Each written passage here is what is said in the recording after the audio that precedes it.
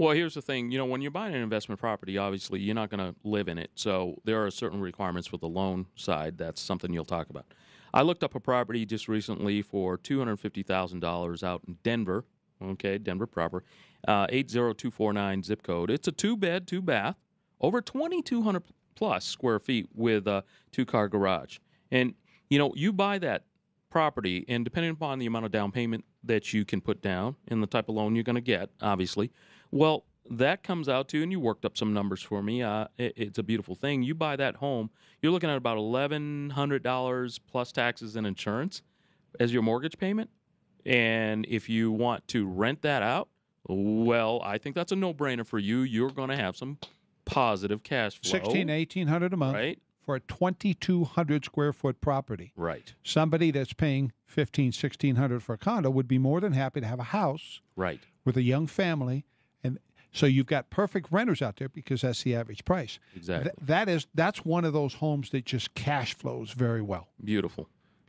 But if you want to certainly turn something like that, well, you're going to have to buy it for a distressed price, right, where maybe the interior of that property looks pretty good. You don't have to sink in too much money, and then you turn it. Somebody like me, as your realtor, I can get access to thousands, like I said before on the show, thousands of properties that there are sellers who just want to let go of it, not necessarily a pre-foreclosure, not necessarily a short sale. We're talking a quick sale. These people just want to get out of, who knows, could be a transfer to another state for a job. Could be a divorce. It could be they want to cut and something, they want a to hardship of some kind. Yes, exactly. Nobody wants to let their home go. It's not a fire sale type of situation for people, but there are still people that are eager to sell. Mm-hmm. So in the investors that are out there, you just call me, 720-217-5034. I'll start looking for you. Of course, I want to make sure you're qualified to buy. That's where Kurt comes in. But as being a landlord, and we talked about it, the advantage of being a landlord is you get the same 25%. You also get depreciation you get to write off. Someone else is making those payments for you. Yeah, you got a little bit of money, but guess what? That you get to write off against your capital gains.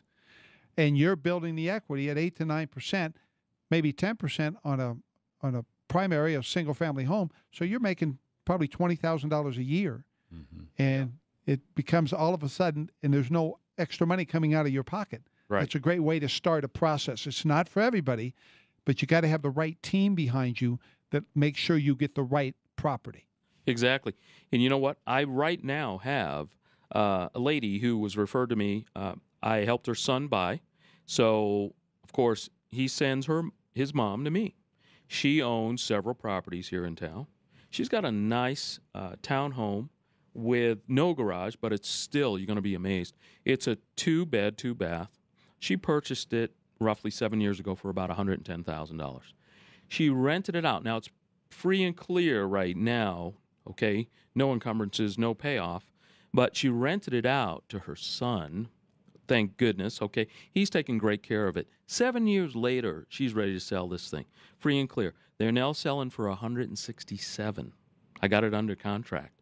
She's going to turn that money. Plus, it's looking great. The property's well taken care of.